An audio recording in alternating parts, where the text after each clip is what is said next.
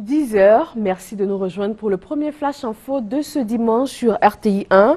Démarrons à Korogo, dans le nord de la Côte d'Ivoire. La haute autorité du transport vient d'installer son nouveau délégué régional. Ibrahim Koulibaly aura à charge d'assainir le milieu du transport, notamment par la lutte contre le racket, le renouvellement du parc auto et l'instauration d'un mode de gestion moderne et novateur. 21, c'est le titre du court-métrage de l'Ivoirienne Marina Niava qui vient d'être primé. Il devient le meilleur court-métrage du Grand Prix africain du cinéma et de la télévision d'Abidjan. La première du film dans ce reportage de Franck Quadio.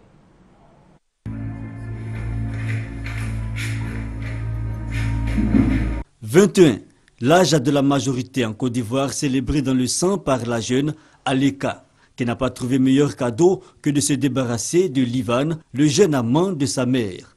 La trame est dramatique et l'écriture cinématographique audacieuse. Premier coup d'essai, court-métrage à 2 mètres, mais Marina Niava, jeune réalisatrice, est consciente des difficultés. Mais il y a eu aussi beaucoup de difficultés financières parce que c'est un court-métrage qui est autofinancé.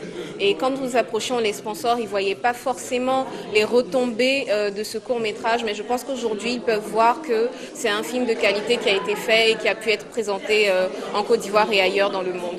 4 jeunes acteurs, dont certains écrivent en même temps que la réalisatrice scénariste, leur premier pas dans le cinéma. Le film est une satire sociale et il ouvre plusieurs champs de réflexion.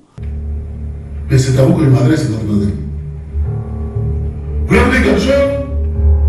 Un suspense bien entretenu qui accroche bien le public divers venu assister à cette première.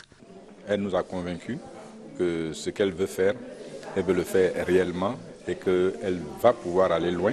Ce qu'elle devra faire, c'est de présenter donc son projet, n'est-ce pas, à l'ONACSI, n'est-ce pas, qui est chargé de ces questions-là. Un appui institutionnel qui ferait du bien à la jeune réalisatrice. Marina Niava prépare pour 2015 un premier long-métrage tout en savourant 21. Son premier coup d'éclat, qui, notons-le, a été nominé dans la catégorie Africa Connexion au Festival Vue d'Afrique du Canada et sacré prix Afrique du court-métrage et prix de la meilleure affiche au GEPAC 2014 à Abidjan. Un peu, essaie de te faire des amis. Je sais pas, c'est saoulant la fait de te voir tous les jours comme ça à la maison. Maman.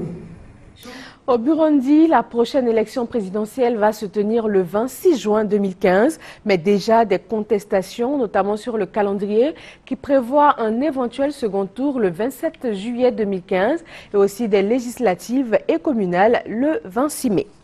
L'armée israélienne a décidé ce dimanche d'intensifier son offensive terrestre sur la bande de Gaza, une décision qui intervient au lendemain d'un 13e jour particulièrement sanglant, avec plus de 350 morts côté palestinien. 21 gardes-frontières égyptiens ont été tués et 4 autres blessés hier samedi.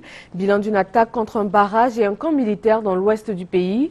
La présidence égyptienne a décrété un deuil national de 3 jours et le Conseil de défense nationale a promis de venger les victimes. Plus de 2 jours après le crash du Boeing de la Malaysia Airlines dans l'est de l'Ukraine, les enquêteurs internationaux n'ont toujours pas eu accès au site pour récupérer les dépouilles et les preuves. Les séparatistes empêchent l'accès aux responsables ukrainiens et aux inspecteurs et réclament dans le même temps une trêve avec Kiev, seule condition. Situation jugée inacceptable pour les États-Unis. Et voilà, merci de nous avoir suivis. Je vous retrouve à 13h pour le journal sur RTI 1.